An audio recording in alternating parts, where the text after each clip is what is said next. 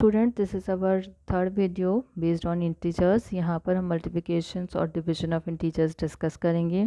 जैसे कि अपने स्क्रीन पे देख सकते हैं कि दो हमें इंटीजर्स को अगर मल्टीप्लाई करना होता है तो अगर दो पॉजिटिव हैं तो आंसर भी पॉजिटिव में होगा, एक पॉजिटिव एक नेगेटिव है तो आंसर नेगेटिव होगा। दो नेगेटिव इंटीजर्स को मल्टीप्लाई किया जाता है तो आंसर पॉजिटिव आता है। अगर हमारे पास बहुत सारे नेगेटिव इंटीजर्स हैं लेकिन वो अगर ऑड नंबर में है तो आंसर नेगेटिव इंटीजर में आएगा। लेकिन अगर आपके पास में जो नेगेटिव इंटीजर्स इवन नंबर में हैं, यहाँ पे 1 2 3 4 है तो हमारा आंसर पॉजिटिव में आएगा। सेम हमारी मल्टीप्लिकेशन की भी कुछ प्रॉपर्टीज़ होती हैं। क्लोजर प्रॉपर्टी मतलब अगर आपने दो इंटीजर्स को मल्टीप्लाई किया तो जो हमारा आंसर होगा वो भी एक इंटीजर होता है।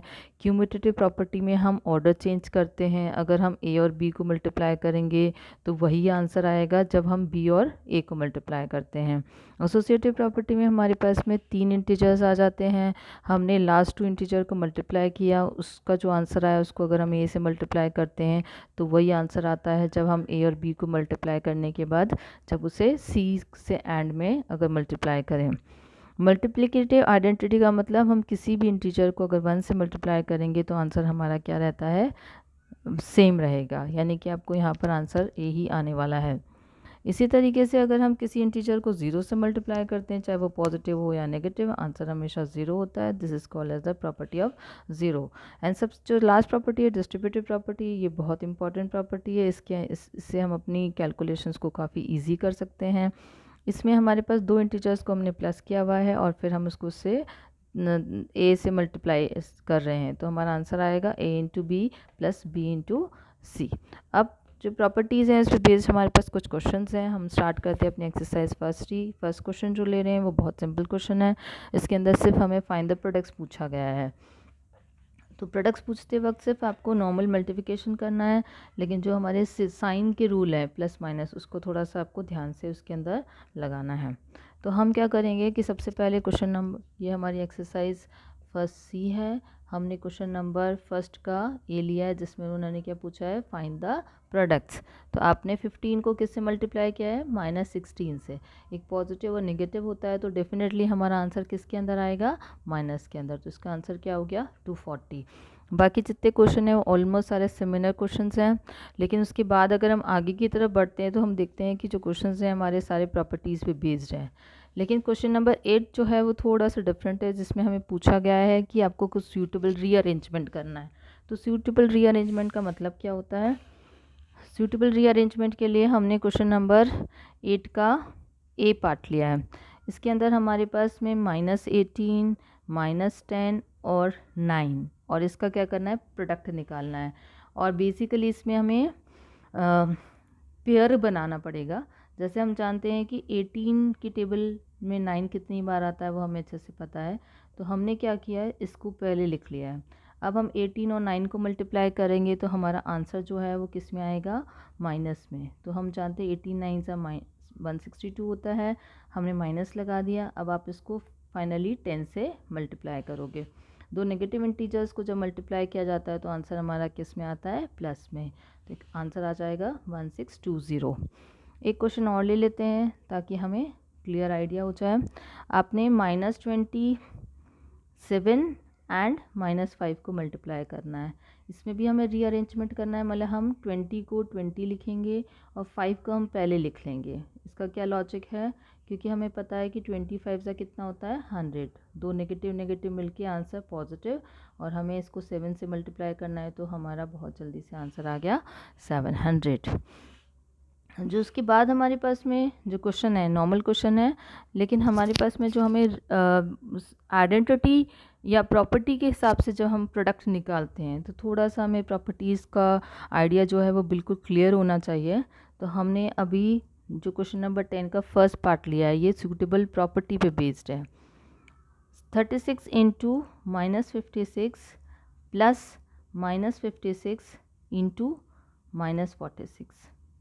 तो हम प्रॉपर्टी कौन सी लगाएंगे, जैसे जो हमने लास्ट प्रॉपर्टी पढ़ी थी डिस्ट्रीब्यूटिव प्रॉपर्टी। तो इसमें आपको डिस्ट्रीब्यूटिव प्रॉपर्टी एक बार लिख लेनी चाहिए, ए इंटू बी प्लस सी। ठीक है, अब आप देखेंगे यहाँ -56 है, यहाँ पे -56 है, यानी कि ये ए हो गया। और आपने अंदर बी कितना हो जाएगा आपका 36 प्लस, और सी कितना है आपका माइनस का 46। अब आपने यहाँ पे -56 लिखा। अब हम जानते हैं कि एक प्लस और एक माइनस होता है, तो प्लस माइनस माइनस हो जाएगा, तो हमारा आंसर कितना आ जाएगा माइनस का 10। और हम दो नेगेटिव इंटीजर्स को मल्टीप्लाई करते हैं तो हमारा आंसर किस में आता है प्लस में। तो इस तरीके से हमने प्रॉपर्टी का इस्तेमाल करके हमने फटाफट से अपने क्वेश्चन को क्या कर लिया, सॉल्व कर लिया। एक क्वेश्चन और है हमारा, जो क्वेश्चन नंबर डी इसके अंदर दे रखा है। क्वेश्चन नंबर डी के अंदर हमें थोड़ा सा चेंज करना पड़ेगा। इसमें आपको सेम वही पूछा गया है कि आप सूटेबल प्रॉपर्टी यूज़ करने वाले हो। तो डी के लिए हमें बोल रखा है -45 इंटू 108। ठीक है, प्रोडक्ट ही निकालना है। लेकिन हम क्या करेंगे कि इसमें हम डिस्ट्रीब्यूटिव प्रॉपर्टी का इस्तेमाल करेंगे। तो हम 45 को 45 लिखेंगे, लेकिन 108 को हम लिख सकते हैं 100 + 8। तो ये हमारी प्रॉपर्टी के हिसाब से हो गया a into B plus C. और हम जानते हैं कि a into B plus C किसके बराबर होता है, a into B plus A into C. तो अब a कितना हो गया हमारा -45, b कितना है हमारा 100 और वापस -45 और c कितना है हमारा 8। तो हम जानते हैं कि इससे आपका कितना हो जाएगा -4500 और 45 और 8 को मल्टीप्लाई करते हैं तो ये माइनस हमारा 360 आ जाता है। जब हमारे पास दो नेगेटिव इंटीजर्स होते हैं तो नॉर्मली क्या किया जाता है, उसकी एब्सोल्यूट वैल्यू को प्लस करते हैं और फिर माइनस का साइन लगाते हैं। तो हमारा आंसर आ जाएगा 4860। एक फाइनल क्वेश्चन और कर लेते हैं, जिसके अंदर हमें क्वेश्चन दे रखा है 88 इंटू -99 प्लस -83। ठीक है, इसमें भी हम क्या कर रहे हैं, डिस्ट्रीब्यूटिव प्रॉपर्टी लगा रहे हैं। डिस्ट्रीब्यूटिव प्रॉपर्टी का मतलब आपको ए देखना है, ए यहाँ पर कितना हो गया 83, यहाँ प्लस है तो यहाँ पे भी प्लस का साइन ही लेना है।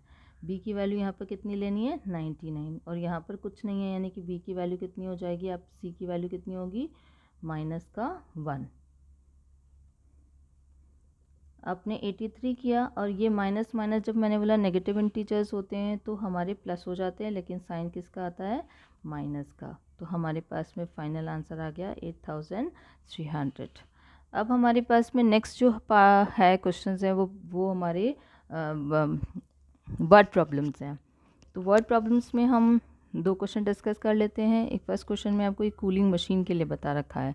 जो कूलिंग मशीन थी उसमें इनिशियल टेम्परेचर जो था वो 50 डिग्री सेंटीग्रेड था और उन्होंने बता रखा है कि जो उसकी रेट है कि टेम्परेचर जो है वो धीरे धीरे क्या हो रहा है कि कम होता जा रहा है। और रेट कितनी दे रखी है 5 डिग्री सेंटीग्रेड पर आवर, यानी कि हर एक घंटे में 5 डिग्री सेंटीग्रेड जो है हमारा कम हो जा रहा है। तो हम इसको एक्सप्लेन कर सकते हैं कि जैसे ये 50 डिग्री सेंटीग्रेड है, उसके बाद एक घंटे के बाद में 5 डिग्री कम हो जाएगा तो 1 आवर के बाद में कितना हो जाएगा 45 डिग्री, फिर 1 आवर के बाद कितना हो जाएगा आपका 40, फिर 1 आवर के बाद कितना हो जाएगा 35, फिर 1 आवर के बाद कितना हो जाएगा 30, फिर 1 आवर के बाद कितना हो जाएगा 25, फिर 1 आवर के बाद हो जाएगा 20 एंड 1 आवर के बाद हो जाएगा 15, फिर नेक्स्ट 1 आवर के बाद कितना हो जाएगा 10 डिग्री। तो इस तरीके से हमारे 8 आवर्स के बाद जो फाइनल आंसर आएगा वो कितना हो जाएगा 10 डिग्री सेंटीग्रेड।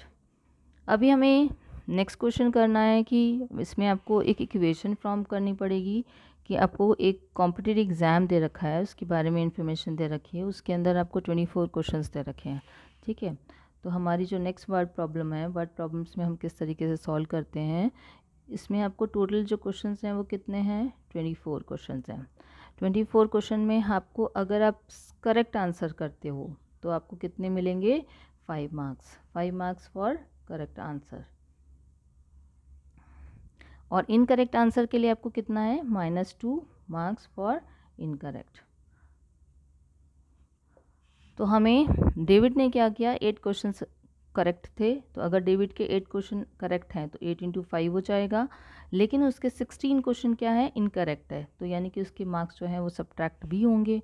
तो हम जानते हैं कि कितना हो जाएगा 40, 16 जो आएगा आपका -32, तो आंसर आ जाएगा आपका 8। इसी तरीके से रवीना का जो इन्फॉर्मेशन दे रखी है, ये डेविड के लिए था।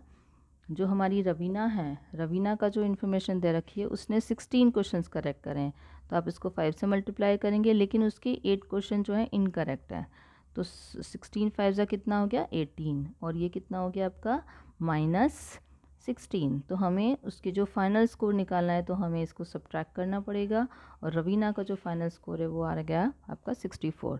जिस तरीके से हमने मल्टीप्लिकेशन लिया है तो हमारा डिवीजन भी काफ़ी सिंपल होता है। डिवीजन में भी ऑलमोस्ट सेम प्रॉपर्टी और सेम रूल्स एंड रेगुलेशंस को लगाना पड़ता है। तो अगर हम नेक्स्ट एक्सरसाइज में जा रहे हैं, एक्सरसाइज फर्स्ट डी जो हमारी लास्ट है, इसमें भी आपको ध्यान रखना है कि आपको किस तरीके से साइन लगाना है। जैसे हमारे पास में जो क्वेश्चन है फर्स्ट का ए, उसके अंदर आपके पास में एक नेगेटिव है और एक दूसरा पॉजिटिव है। इसको हम क्या बोलते हैं, डिविडेंड, और इसको हम क्या बोलते हैं, डिवाइज़र। जब हमारा डिविडेंड या डिवाइज़र में से कोई भी अगर एक नेगेटिव होता है तो हमारा आंसर भी क्या होता है, नेगेटिव है। इसी तरीके से अगर आपके दोनों जो हैं, दोनों जो नंबर हैं वो आपके नेगेटिव हैं, यानी कि आपको क्या करना है कि नेगेटिव इंटीजर को नेगेटिव इंटीजर से ही डिवाइड करना है, तो आंसर हमारा किस में आ जाएगा, प्लस में आ जाएगा। ओके, अभी हमारे पास में नॉर्मल डिवीजन के क्वेश्चन है, लेकिन हम एक जो है कि वर्ड प्रॉब्लम्स ले लेते हैं जिसके अंदर एक एलिवेटर के बारे में बताया गया है। जो हमारा एलिवेटर है वो क्या है, ये हमारा ग्राउंड लेवल है, ठीक है। ग्राउंड लेवल से 25 मीटर जो है वो नीचे है और उसके बाद में वो असेंड कर रहा है। असेंड मतलब ऊपर चढ़ रहा है, और असेंड करने की जो उसकी रेट है वो कितनी है, 5 मीटर पर मिनट है, यानी कि हर मिनट में वो 5 मीटर ऊपर चला जाता है। तो उन्होंने बोला है कि इसको 50 मीटर ऊपर ग्राउंड तक पहुंचने में कितना टाइम लगेगा, यानी कि आपको उसको टोटल जो है वो यहाँ से, अभी वो ए पॉइंट पे है, बी जो है वो ग्राउंड लेवल पे है, और ये जो डिस्टेंस हमें दे रखी है वो कितनी दे रखी है, 50 मीटर दे रखी है। तो हमें बोला है कि वो ए से सी तक पहुँचने में कितना टाइम लेगा, और 1 मिनट लेता है कितना, 5 मीटर ऊपर असेंड होने के लिए। तो हम क्या करेंगे, हमें पहले तो ये कैलकुलेशंस करनी है कि जो टोटल डिस्टेंस कितनी हो गई, 50 और 25 को प्लस करेंगे तो 75 मीटर जो है वो आपकी कितनी हो गई, डिस्टेंस, टोटल डिस्टेंस जो उसको असेंड करनी है। उसके बाद में हम जानते हैं कि 5 मीटर असेंड करने में कितना टाइम लगा रहा है वो, 1 मिनट। तो 1 मीटर असेंड करने में कितना टाइम लगाएगा 1/5 मिनट। तो हमें 1 मीटर नहीं लेना, हमें कितना लेना है, 75 का लेना है। 75 के लिए हम टाइम कैलकुलेट कर सकते हैं, तो अगर उसको मल्टीप्लाई करेंगे तो हमारा आंसर कितना आ जाएगा, 15 मिनट्स। ओके, तो अभी आपके पास में जो हमारी और भी वर्ड प्रॉब्लम्स हैं ये ऑलमोस्ट सेम वैसी हैं जैसे कि हम मल्टीप्लिकेशन में और एडिशन और सब्ट्रैक्शन में जो है कि डिस्कस कर चुके हैं। तो try to solve all this word problems on yourself. Okay, this is the end of your chapter and we have discussed all the 3 exercises A, B, C and D.